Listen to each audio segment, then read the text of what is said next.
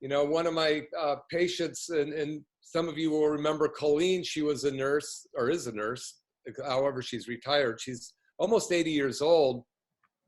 And one of the things that she said that was really cool, she came to one of our meetings and she said, you know, I used to eat because I thought it was time to eat. And she was overweight, she was pre-diabetic, if not diabetic. And then after training her retraining this concept that's been inbred for us for, you know, our whole life and probably a few generations, she goes, you know, now I just eat when I'm hungry. And I told you last week about my one patient that said, you know, I've been waiting my whole life for somebody to tell me I didn't need to eat breakfast.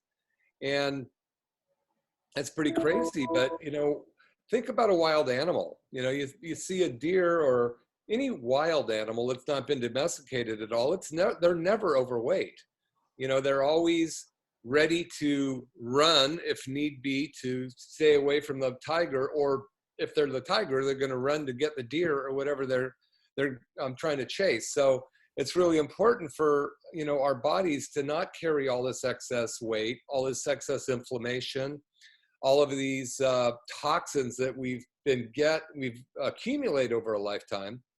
And I think some of you know, and I've probably mentioned it before, but my book, Turn Back Your Biological Clock, is finally complete as of as of Wednesday, which is yesterday. I finally turned in every last part of it.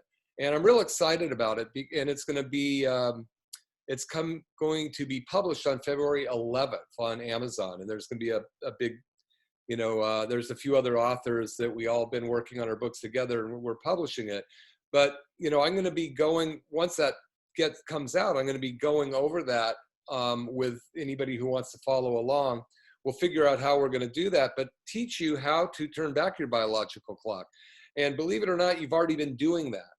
You know, all we have to do is turn back one chronic disease, and we've turned back the aging process.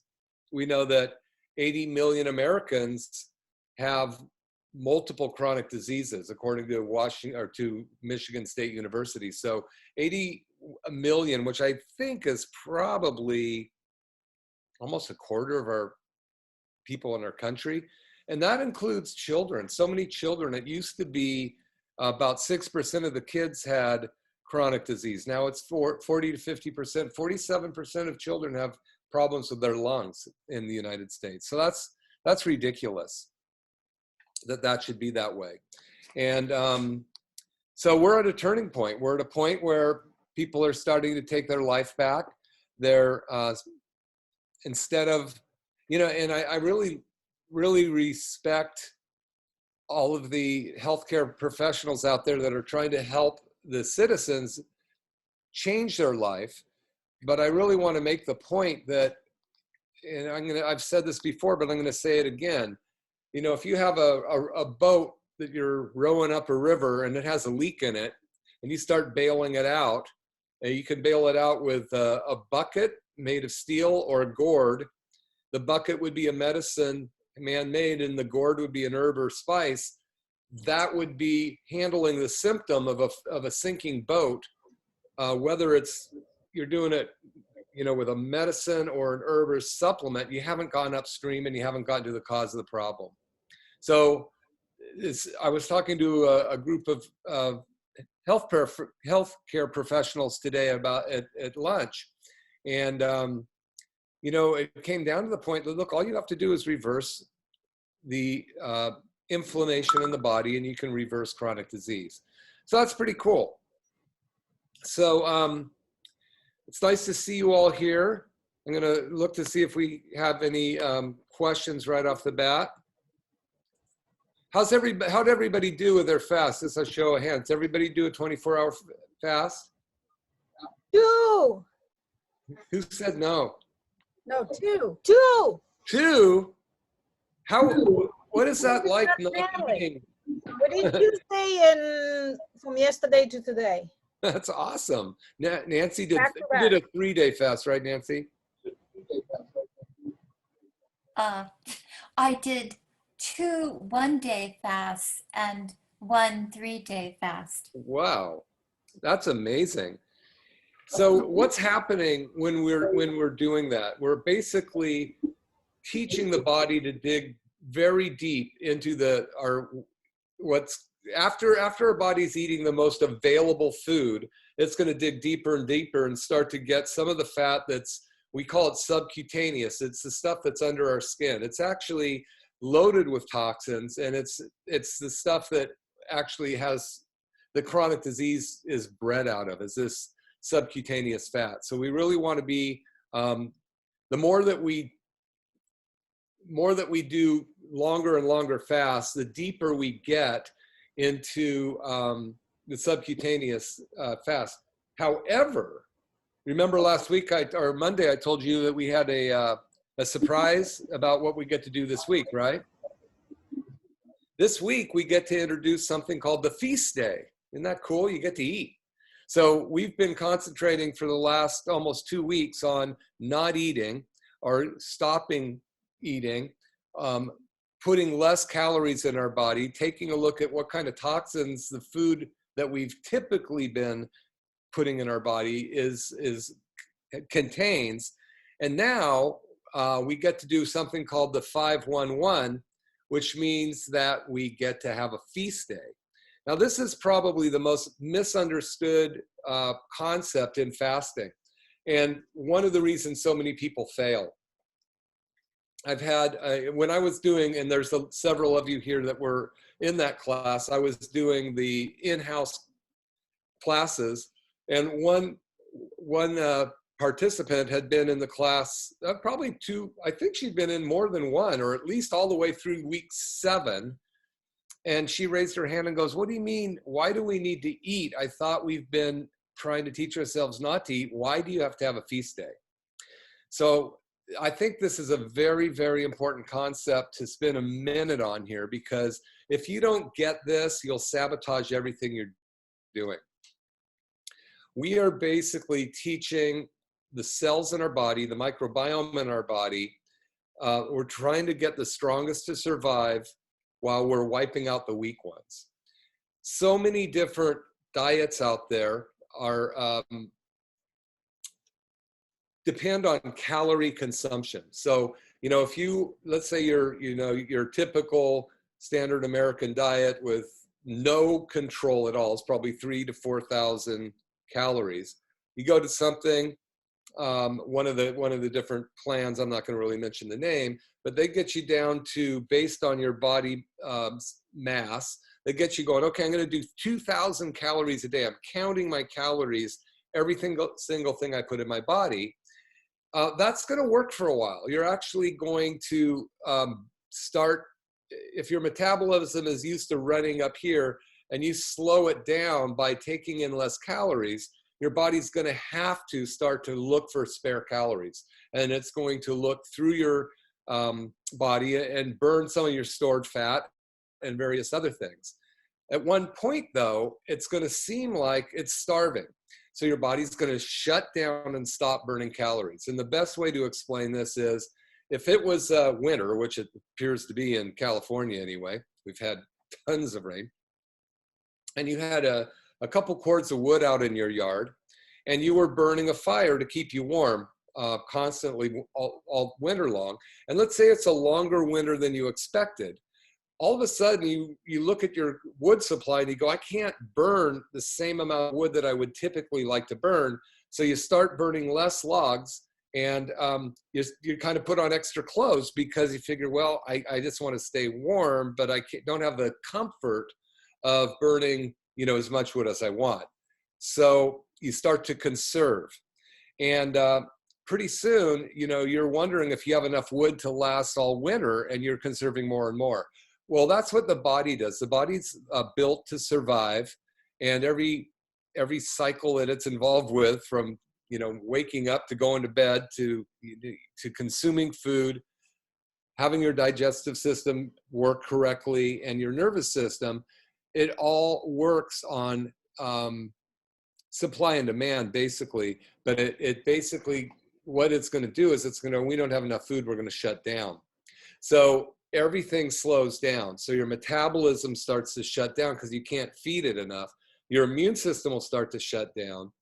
Pretty soon your body's going, I'm starving, and it no longer is going to burn the stored fats and the stored and the weaker cells. It's going to contain them for a longer winter.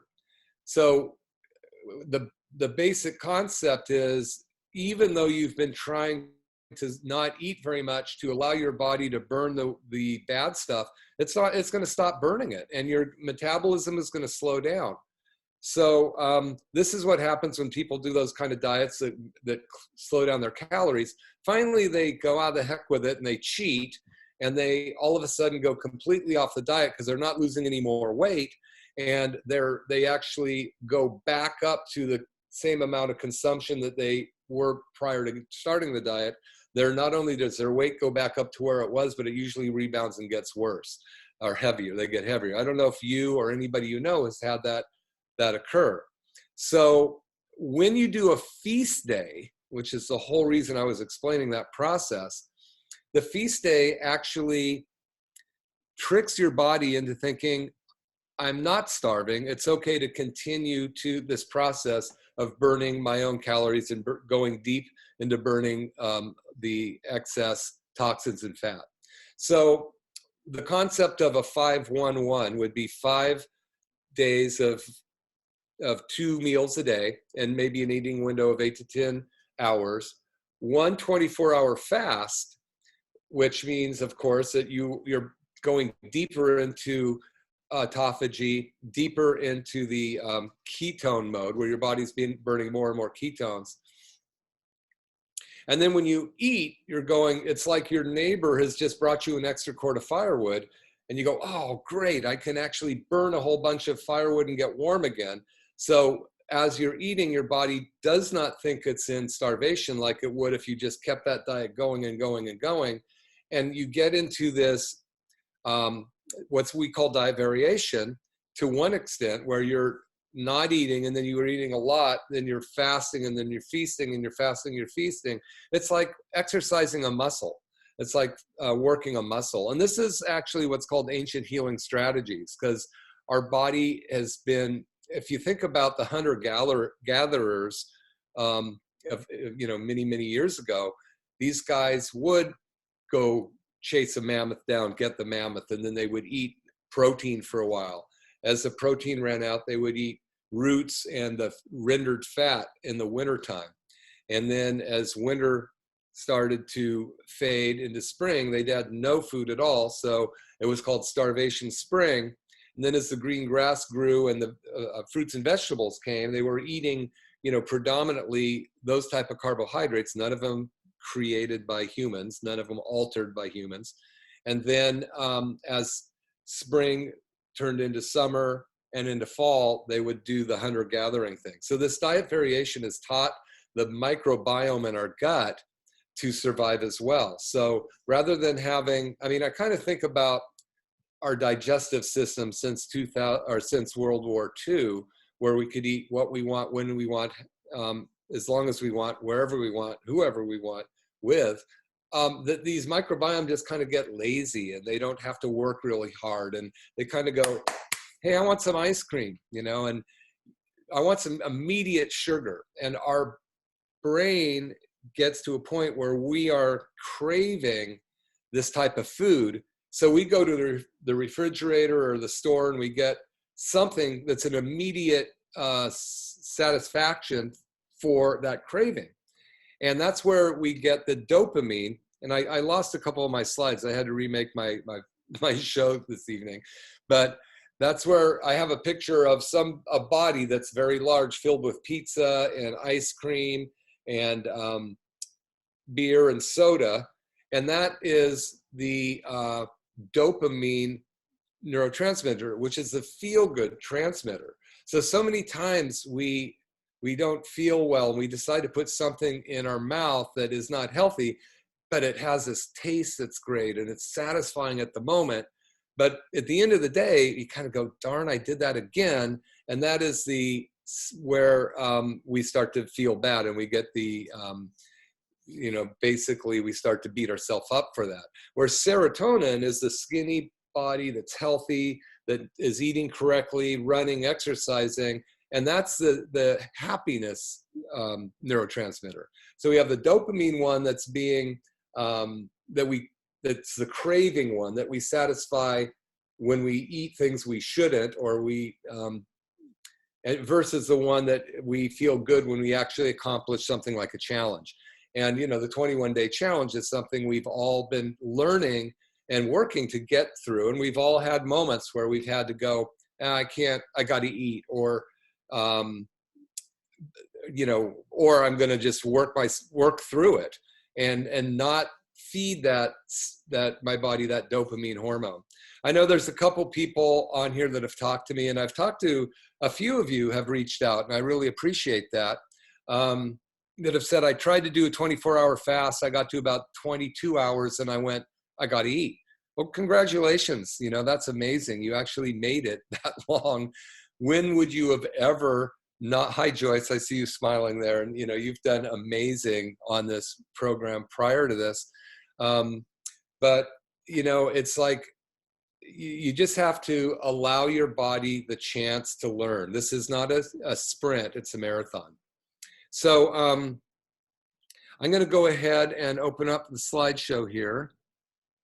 Elizabeth Bourget has introduced a few different broths, organic broths that she found, and those are great, and I'll go over those in a minute.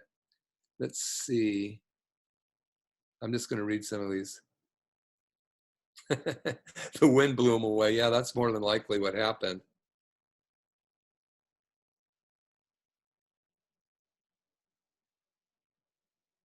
All right, so let me go ahead and try to share my screen here.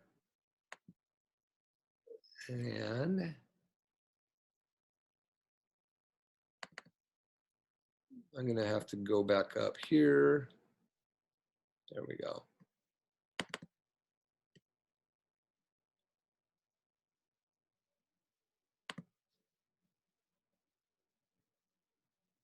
Okay.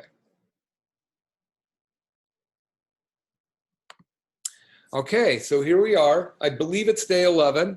So that means that we're halfway through. Does anybody out there think that they would have ever gotten this far without without eating or without having 3 meals a day? It's pretty amazing. So I really recommend that you guys just take a second, take a win, and go, this isn't that hard. There's definitely been some challenges, but I'm really proud of you. I'm proud of all of you for deciding to make this happen. So, okay, so we're talking about adding a feast day. So again, a feast day lets your body know that it's not starving. And I've talked about that why it's so important, because it just opens the floodgates and it allows your body to go deeper and deeper and deeper into reaching for those deep down toxins.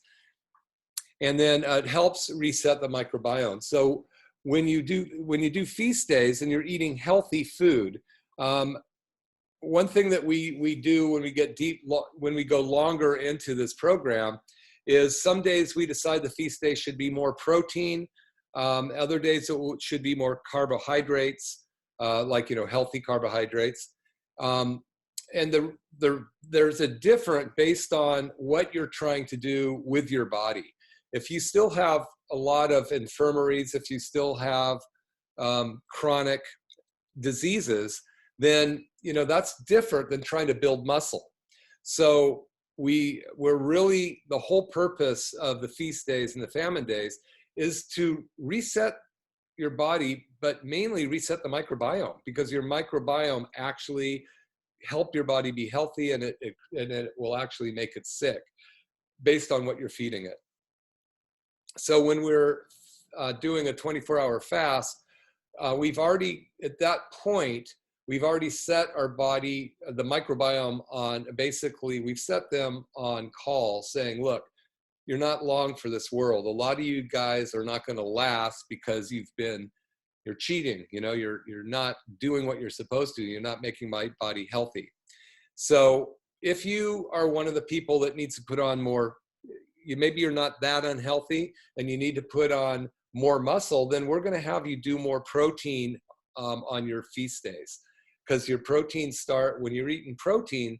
The protein eating microbiome are going to be consuming the microbiome are going to be consuming that and making more protein, more muscle and organ building cells out of it. So and then if you're, so that's an important thing. There's a pathway called the T as in TOR, mTOR pathway that gets going when we're eating more protein. So that's important to know. And then if you're just still trying to improve your health and break down some of the fat stores, then you're going to probably not have so much protein, because protein, when you burn protein, has an acidic side effect. It actually is an acid forming type of process that can feed the bad bugs in your body, and the different types of opportunistic anaerobes, which are bacteria, viruses, molds, and different types of parasites and stuff. They like to live in an acidic environment. So I've had several people reach out to my office, and I've had a few phone calls with people just saying, hey, what's going on? What kind of issues are you having? And, you know, you're welcome to do that during this time. You can, you know, obviously fill out the neurotoxic questionnaire and give me a call. So, okay. And also, so when you add a feast day and we are eating more healthy oils at this point, along with the proteins are made up of amino acids, and amino acids, as well as fatty acids, which are fat. They're basically the ketones, are made of broken down fat. Amino acids and fatty acids together are making the very healthy hormones in your body, the neurotransmitters, the cell walls. So since we are into autophagy by doing these 6 days, or the 5-1-1, we're in autophagy, and the fasting day is really causing us to break down more cells than anything. It's digging deeply. Then by eating on a feast day where we have the proteins and the fats, we're allowing our body, the amino acids, to make healthier new cells, because we're now breaking into the creation of new stem cells. So remember, autophagy is basically followed by stem cell production. And as your body's dumping fat, promotes proper hormone function in the cell. That's what I was talking about. And then also by doing the feast famine day, it's almost like exercising a muscle, but you're allowing your body to dump more fat, which of course contains the heavy toxins that we're trying to get rid of. The less fat you have in your body, the less toxic you are.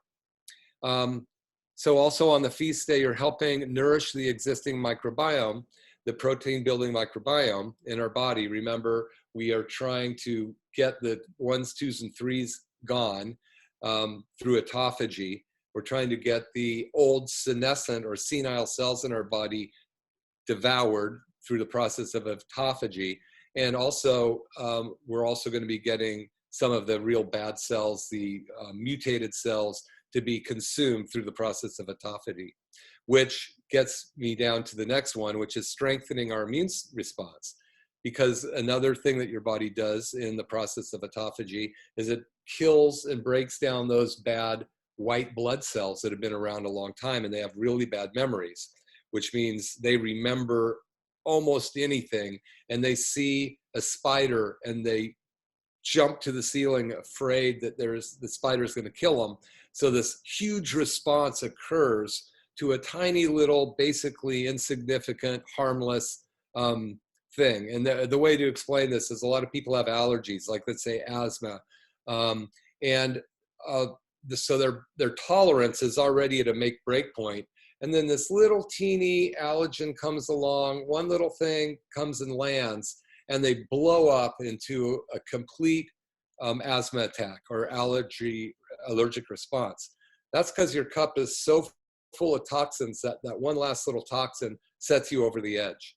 So when we were, as we were getting rid of the old bad white blood cells and the new ones are being produced, we're strengthening our immune system, because these guys, they're not going to make a bad decision. If something comes along, they're just going to swat it away. That's how our immune system should be. And basically, what's going on right now in our country, everybody's trying to, so many people are going to get a vaccine, and some people don't want it. But whatever case you're in, it's not the vaccine or the medicine that's curing you or helping you. It's actually your body that's doing it. So if I take an antibiotic, the antibiotic is not actually necessarily curing me. The antibiotic is changing the environment in my body so my own innate intelligence can heal me. So we really want to give enough credit where the credit's due, which is the body actually knows what to do. I mean, think about the days when they used to do bloodletting. You know, George Washington died from bloodletting. And they would basically when you were sick, they would take enough blood out of your body that would drive this survival response and would make your body create all these new blood cells out of your, that are all hidden in your bone. And hopefully those new blood cells, minus the old white blood cells, because they went out with the old, would be strong enough to heal your body. So it wasn't the bloodletting that was healing your body. It was the body's response to that process. And so what we're really trying to do with this whole feast famine cycle is we're trying to teach our body to be metabolically flexible. And that is to be able to, it's supposed to be able to adapt no matter what the environment is. If all of a sudden we only had fat to eat out there in the world, your bodies now would survive without too much trouble. Versus when we started this process, your body could not easily burn fats in most cases. So you would go kind of crazy, because you would be having this anxiety about not having food. Right now, your body's going, oh, just relax. I know we're going to eat pretty soon anyway. Just live off of that old stored fat that we've been putting away for a rainy day. Well, it's a rainy day, so we're going to burn that fat. And so what's going to happen to those of you when you continue on this process is that your body's going to be able to go into ketosis or glucose burning very easily, just like some of those cars that can burn electricity or fat. And you don't even know. You're just going down the road, and all of a sudden, you're getting 60 miles to a gallon, because your body's flipping back and forth between the two different types of fuel. In that case, it's electricity and petroleum. So metabolic flexibility is the key. Hormone production or hormone hormone, I'm trying to think of the right word I put it. Hormone function? Yeah, the function of the hormone, proper hormone function means that the cells are so clean, your body's so clean, that when a hormone comes and attaches to your cell, it's not having an argument with all of the cell receptor sites. It's just able to connect to a cell, and all of a sudden the cell's working correctly. Think about going and turning on a light switch. The light switch just turns on and you got power. That's how hormones should connect to cells. I have some of the lights in my house are the ones with mercury in them, right? You turn the light on and it takes a second for the light to go on. And you go, for every time I turn it on, there's a second that I go, what's wrong? Why isn't this light going on? And then it goes on and I go, oh yeah, there's taking longer for this whole process to occur. So that's what happens when we get proper hormone function. You don't need to inject your body with extra insulin, with extra female hormones or thyroid hormones when your body's functioning well. I had a couple come in, 2 patients come in earlier this week, and one of them has so many autoimmune diseases. It's like she has something called scleroderma, which means sclera means hard, derma means skin. So her skin gets very hard. She has something called Raynaud syndrome, which means that the fingers, at the end of the fingers, turn white periodically from lack of blood flow and lack of nerve supply. And these are called autoimmune diseases or autoimmune conditions, where the body's not able to function easily. It takes so much work to get it going, and this is where chronic disease turn up. So when we talk about reversing the biological clock or turning back the biological clock, all we have to do is start to slow down or turn back one or two of those chronic conditions and diseases, if you will, and we're actually changing your life. So the feast day is assuring that autophagy is happening, and we want to go in and out of feast day. So let's see. That's your feast day. You get to have an olive and a little bit of olive oil. That's just a joke. You get to eat. On a feast day, we're basically doing going back to three keto-friendly meals a day, but you want to have a breakfast, you know, rather than just having the oil in your coffee in the morning, you're going to have an actual breakfast. We actually are going to post a couple different breakfasts that we made that are keto-friendly. One is eggs with sweet potatoes. Instead of French fries, you use sweet potatoes and onions, and you can spice that up. And it's actually very healthy, and it's good, and it satisfies the meal part, and there's full of carbohydrates. So for the feast day, it's important that you're eating 3 meals a day. I just really want you guys to embrace this, enjoy it. Don't do what one patient did, and they went to Denny's and ate the whole left side of the menu. She came back on the following week and said, man, I got sicker than you can believe. So that's not what we're talking about. It's eating healthy foods. Okay, so three keto-friendly meals a day. And this brings the concept of don't eat less often. So the people that eat less times a day live longer.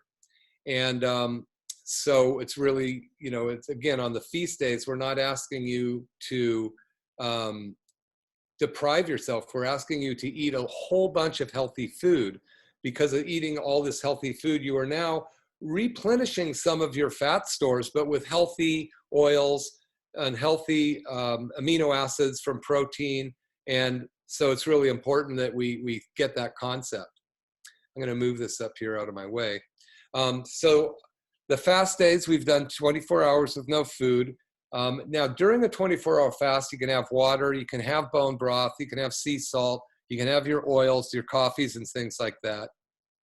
And you are aware of your eating windows. So we want to make sure that the 24-hour day that you are consuming on the 24-hour fast, on the fasting day, it's 24 hours with no food, no water. 24 hours with food. You can have the water, the bone broth, and or the coffee and sea salt. And then when we get into longer fasting, like a 3-day water fast or a bone broth fast that I'm going to introduce after this class, I'm going to see who wants to go along and try to do one of those with me. That's where we do water only or bone broth only, because we're digging really deep and we're trying to reset a lot of the different neurotransmitters in our body and actually dig deeper and deeper into the autophagy realm. Anyway, I've had some questions about the keto meter, and some of you have got it already, and you've told me what your readings are. I'm just going to make a plug for it again, because if you've had any wins on this process, if you've lost a little bit of weight, I've had a few people tell me that I've lost 4 or 5 pounds already, and just by changing the food that you've eaten. I'd love to have you guys put that in the chat tonight, just kind of any wins that you've had. I've had several people get in touch with my office through info@mccollumwellness.com, and I am answering those questions for you as needed. But the keto meter is going to be important when you're doing any kind of extended fast, because we really want to know what your ketone level is. You know, I mentioned a 1-to-1 ratio in one of the videos coming up, and So be sure to watch those videos because there's a lot of clarification in them. So when we're doing the 511, you know, again, we're not only, one of the things about autophagy is there's something called senescent cells. I don't think I've talked too much about that. They're the senile cells, which means that they're old and don't even know why they're there anymore. Every cell in our body has a life expectancy. And then at the end of that life expectancy, it self-destructs, kind of like when you watch Mission Impossible in the old days, you know, he would, the guy would get his orders, and then the cassette would self-destruct. And that's a word called apoptosis. Apoptosis is where cells just, you know, they actually die on purpose after a expected lifetime.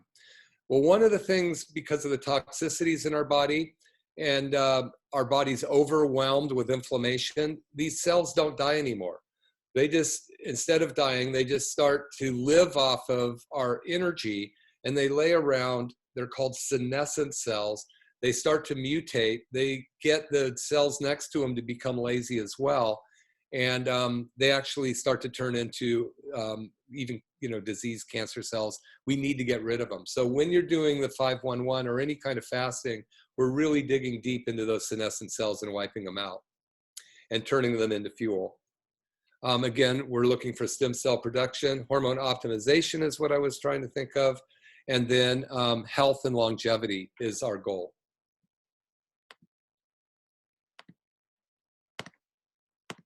Nope. Can't get my slide to go. There we go. And now some of you have already done more than one fast day, one more than one 24-hour fast. That's, we're now going to move into the 4-2-1 range. Again, digging deeper and deeper into autophagy, getting rid of the subcutaneous fat and building our immune system. So the 4-2-1 means that you're going to do 2 24-hour fasts a week and 1 feast day. Now, some of you, like I think Nancy did a 30-hour fast or something like that. When you don't have to do them back to back. That would be a 48-hour fast. If you feel like experimenting with that, go for it. But you could do, maybe on Monday you do a 24-hour fast, then you have 2 feast day or 2 intermittent fasting days of 2 meals. Then you do another 24-hour fast on Wednesday.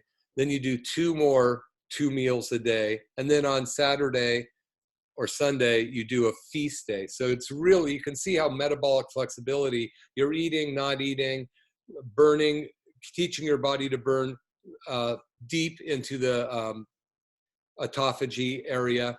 And then by doing that, we're actually getting very flexible. Our body can go without eating.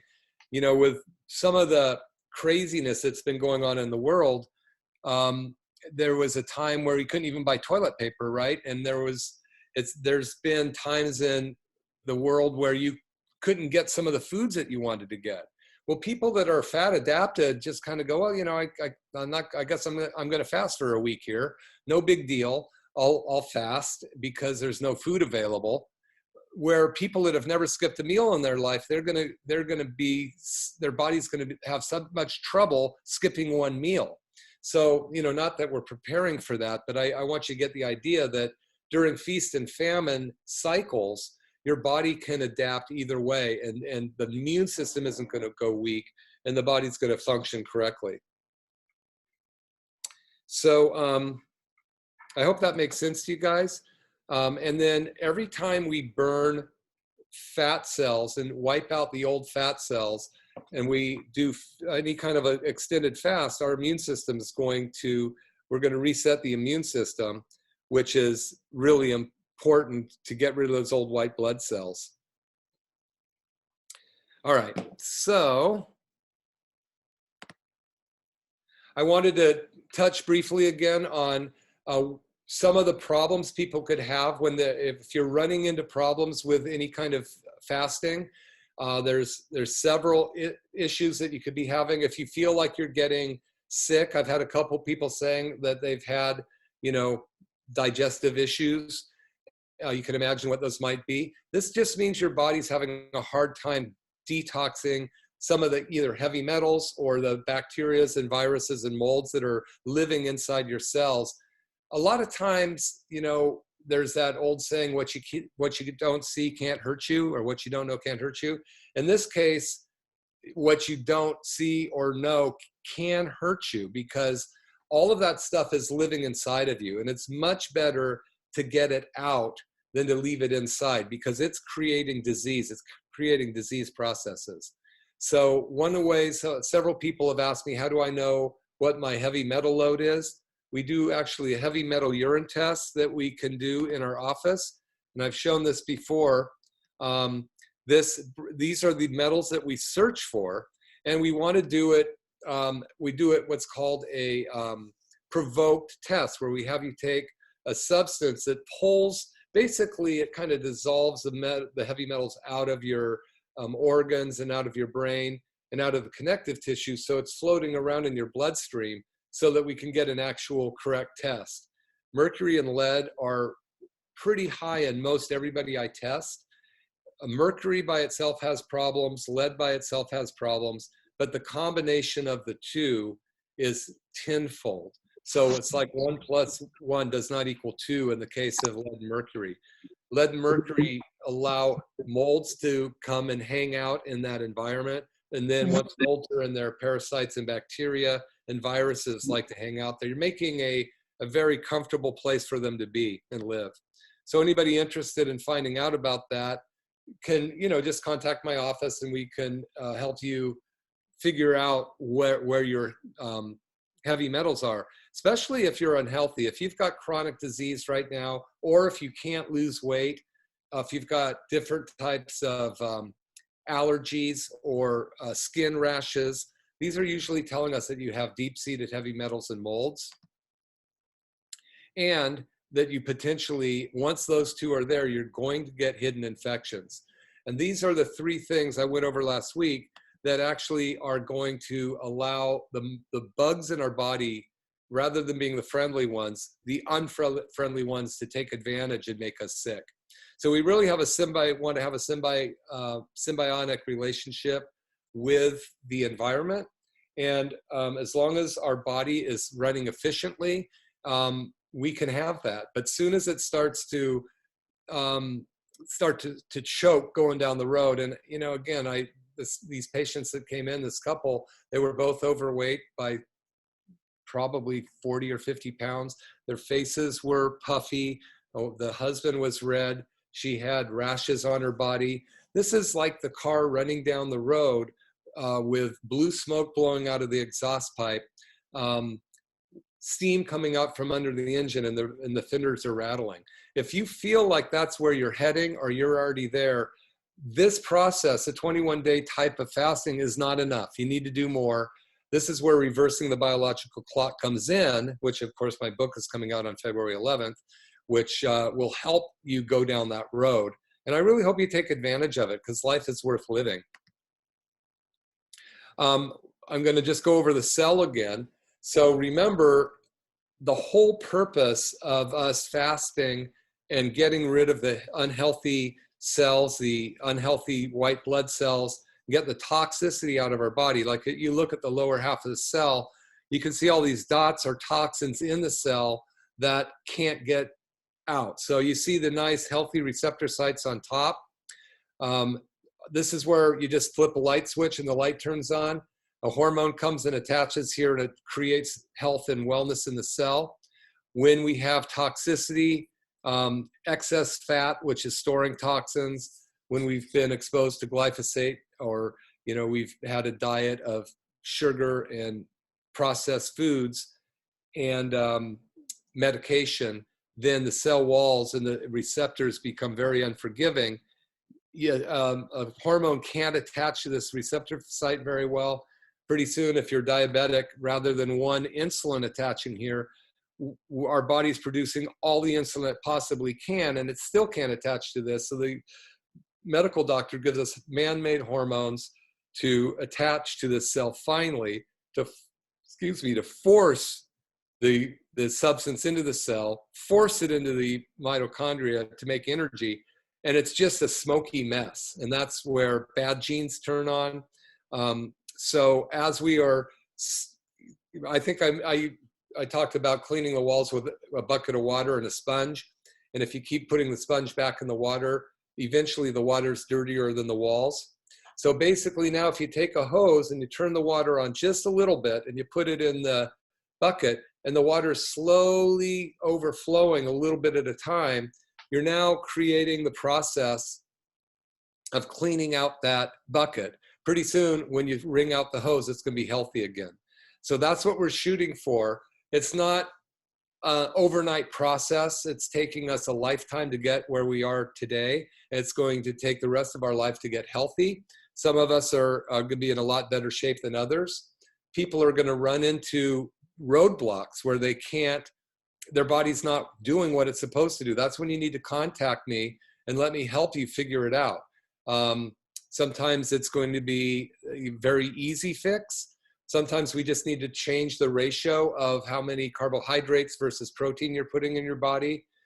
We might have to back off and move in and out of ketosis, which is called diet variation, which we're going to go over again. But I just want to, I really appreciate all of you guys. I want to let you know, we've been on this process for 11 days. You guys have learned a lot and your bodies have changed dramatically at this point.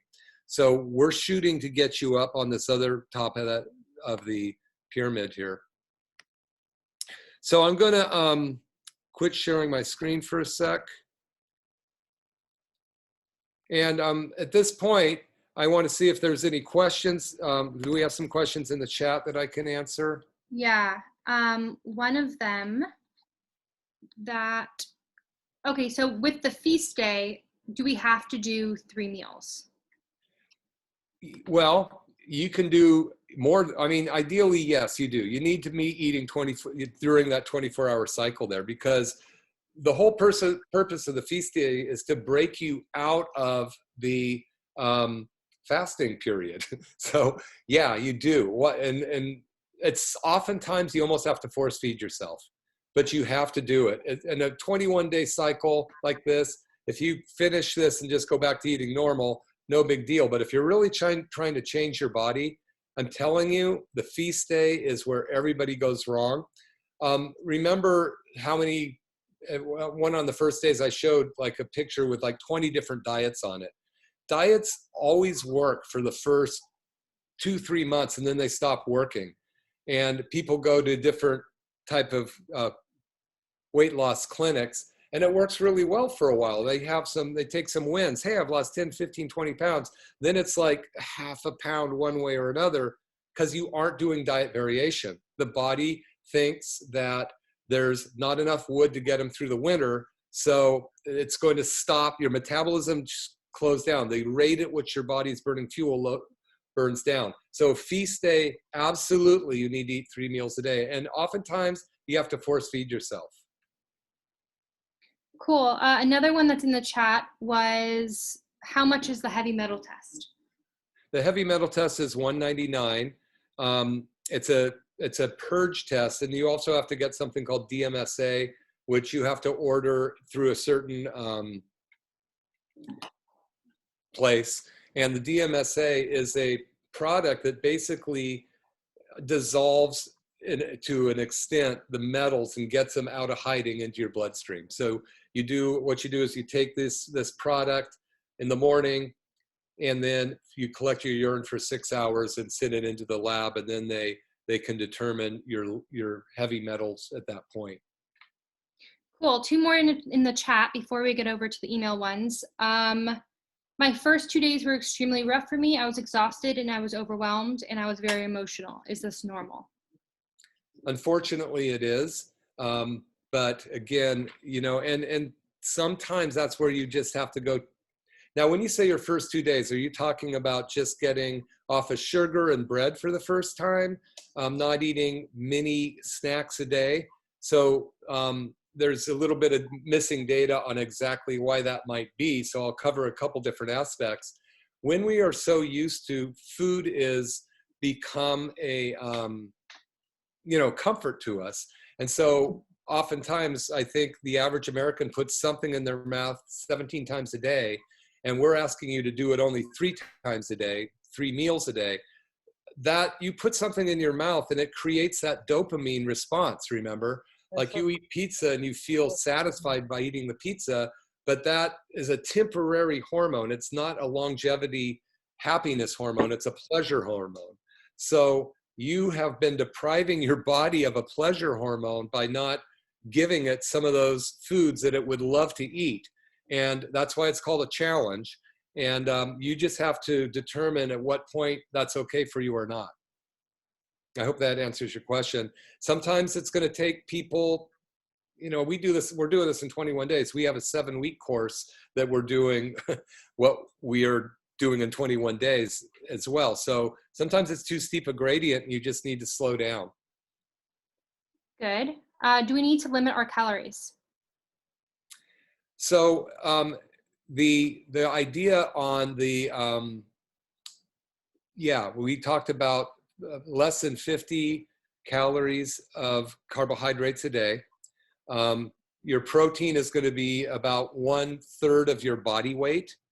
So in grams, so if I weigh 100, let's say 100 pounds to make it easy, I'm going to eat about 30 grams of protein. Okay.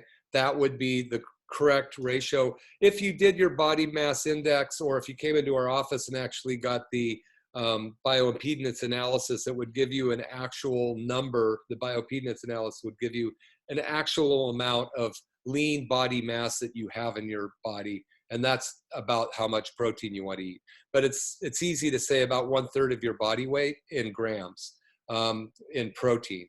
And then less than 50 grams of carbs. And then 60% of that of the rest of your diet should be healthy oils. Good. On the feast day, will we stick to keto diet? Yeah, right now you are. We're on a challenge, so you want to still eat keto-friendly foods. You won't go out and eat pasta or popcorn or rice or cookies.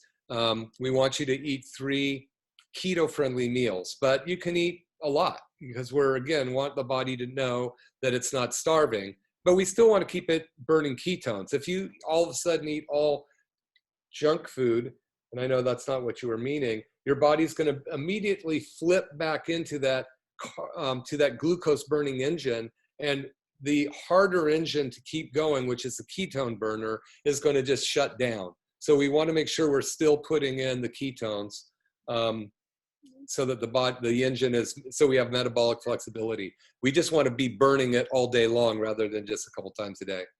Good. And then also on a feast day, can you have a glass of vino? Very important. Yes, you can.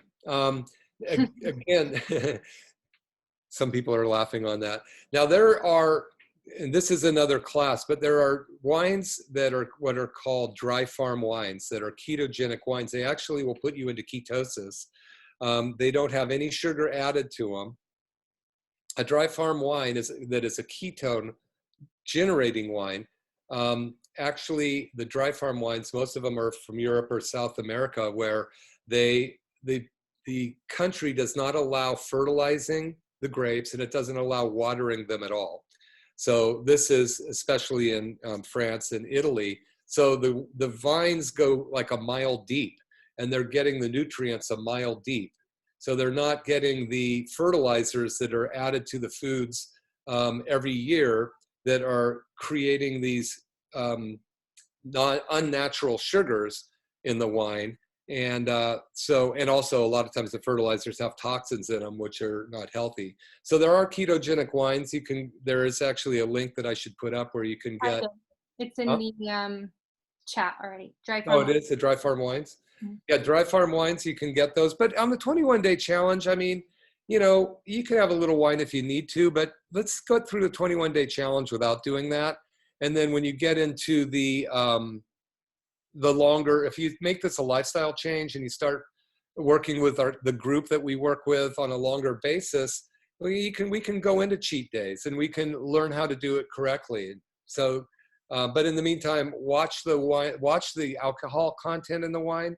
You know, if it's got 12, 13, 14, 15%, it's added sugar. wine in the United States has something like 78 additives to the wines and the fertilizer that the government does not make the companies put on the wine label. So there's just think about that. Just like makeup you put on your face, there's no mention of the toxins put in there. But the wine too, dry farm wines are going to be completely wine, period, without any of those additives. So a lot of the wines you're getting on the shelf in the United States have incredibly terrible toxins. Glyphosate they use on the field too. I was talking to a local vintner about this about a year ago, and he goes, well, we do use it, but just around the roots, just a little bit, because when we rototill the fields, between the rows, we can get rid of the weeds, but right around the vines, we have to use a little bit to kill them. I'm going, oh, wow, that's really good to know.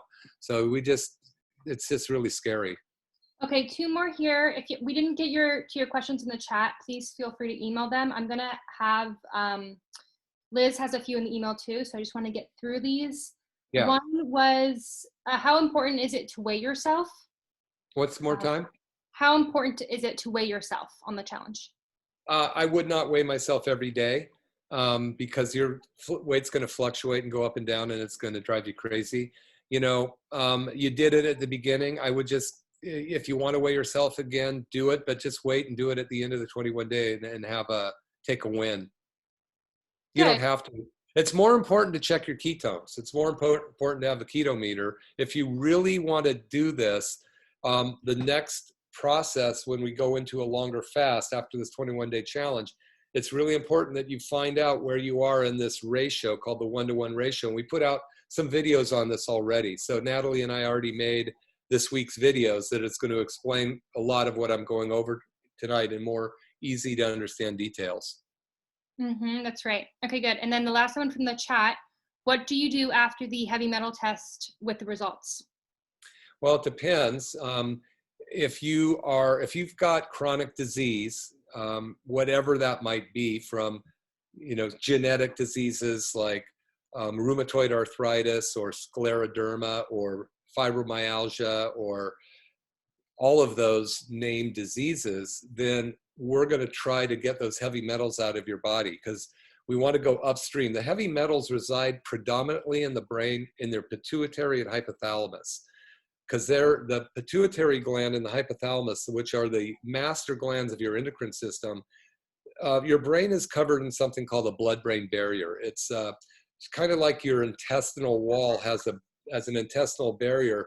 Glyphosate and other toxins blow those holes open between the cells and let larger particles get into your body. Those particles get around the cells, they inflame the body, damage the organs. The same glyphosate and toxins open up the blood-brain barrier, allowing more toxins to get into your brain. As most of you should know, diabetes type 3, there's type 1 that when your pancreas isn't making any insulin. They used to call it juvenile diabetes, but juvenile onset. And then type 2 diabetes is where your body can't make enough insulin to push itself in the cells.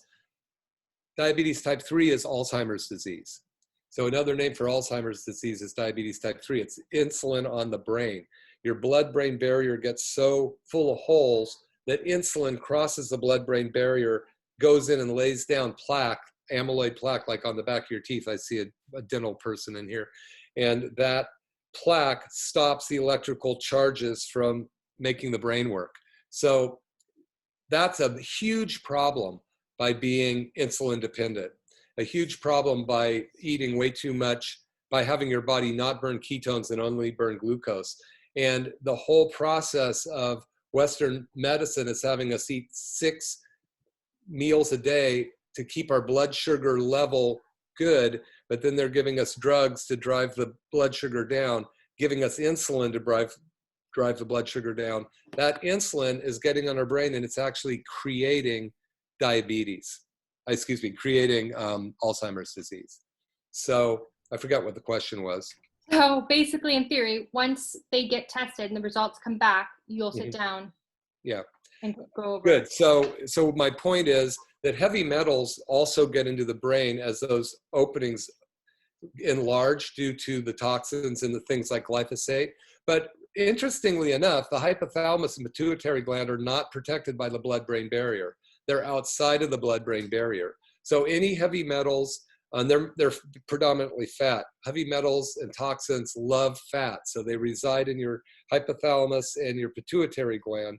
So when we test you for heavy metals, if you have a large amount, your endocrine system is not working well. And so we have to go about a process of detoxifying you and getting the heavy metals out. I'll go over that in a different meeting in more detail. It's not a quick process, but it's well worth doing. Cool. And then we had a few that we wanted to go over that Liz has from the emails. If we didn't answer you guys directly, a few of them we picked to answer here so everyone could gain from that. Yeah, they're just a handful. You touched a little bit on this earlier. It was about doing more than one 24-hour fast per week. And if so, how many could you do per week? Well, right now I would just, and it depends on who's asking that question. If it's some people that have already been doing this for 2 or 3 years, I know there's several people in this course that have already done a 30-hour fast this week. But they've been doing this for 2 to 3 years. If you're brand new, I would stick with the process of doing 4-2-1. Do 4, no more than 2 24-hour fasts till we get to the point where we want to do a longer fast, because we don't want to damage your body. If you could probably do it and fight your way through it and feel good about it, go, I did it. But that's one reason so many people who are trying to do intermittent fasting or ketogenic diet without guidance end up getting sick or hurting themselves or damaging their organs. So I would say right now, just do the process, go through this process. Actually, once you get through the 21-day, then maybe it's the time, like the following week when we do a longer fast would be a better time to do that. But let's not push it. Great. Next question is about oat milk and whether that's an okay thing to consume. Yeah, I went and got some oat milk. I'm going to grab it.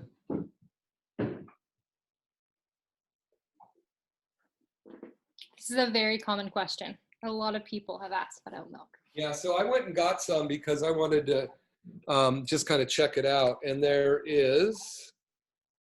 But which kind is it? Rise. Well, every oat milk is different, so you have to check all the ingredients for each one. Sure, I understand. I can't read the amount of sugar in it, but there's like 8 grams of sugar in this one. And so again, last week I talked about, we are on a challenge for this 21 days and we're trying to stay within a window. We're not trying to find ways to create exceptions. I showed a whole bunch of keto snacks last week, like this. Actually, this is my kitty snack. That doesn't matter. My kitty can have it, tuna flavored snacks.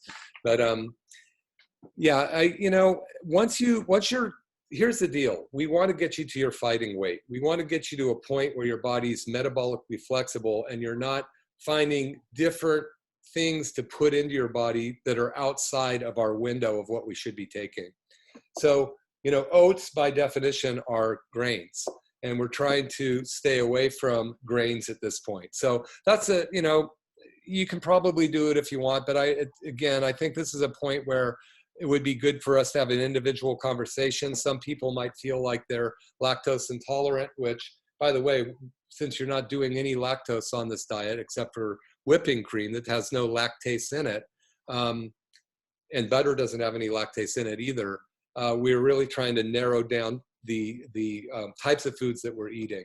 But yeah, I personally wouldn't do it right now as you're resetting your body. All we're trying to do in this challenge, you got to remember that word, is get our body to stop craving the things that it used to crave and get it metabolically flexible so it can burn ketones. And people come into my office with all kinds of crazy foods trying to eat them. And I would just hold off on it for now. And then we just have a couple quick questions that are related to coffee. there's some curiosity around why shade-grown coffee is the best, and if shade doesn't shade promote mold. So how does that work? Yeah, that's a great question. And I haven't done a ton of research myself on it. When you work with a whole bunch of amazing health professionals like Dr. Pompa's team, I count on them doing the research. Otherwise, I wouldn't be able to treat any patients. I would be researching all the time. From what these guys tell me, and the different companies that come and talk at our conventions, for some reason, the shade-grown organic coffee doesn't grow mold. Now, that, in those areas where they're getting this coffee, it's not a damp environment. I think it's pretty hot. So I can't tell you any more about that other than that's what you should be taking. Great. And then you mentioned a coffee brand last call that you purchased online. Just, is that something you can reshare with the group? Yeah, let me grab it.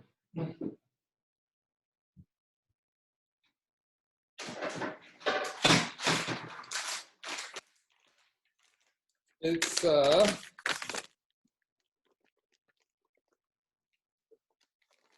going to hold it up here.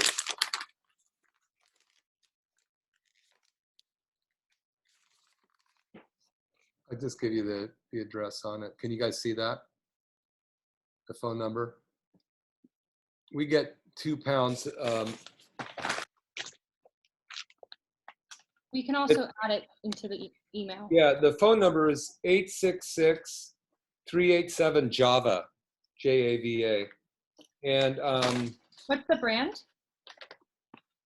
it's called Camino Island. Camino Island. And they send us, I like the dark roast better. Sumatra and Honduras is the ones that they send us. So, and again, I think any of the organic coffees that you can get in Santa Cruz are, they're pretty good, so, but I would just stay away from the commercial ones. Great. And then the last question is that you had mentioned Pete's Organic Coffee. Do you know if that one's shade grown? Which one? Pete's Organic Coffee? I don't. Okay. It would typically say on the package if it is, wouldn't it?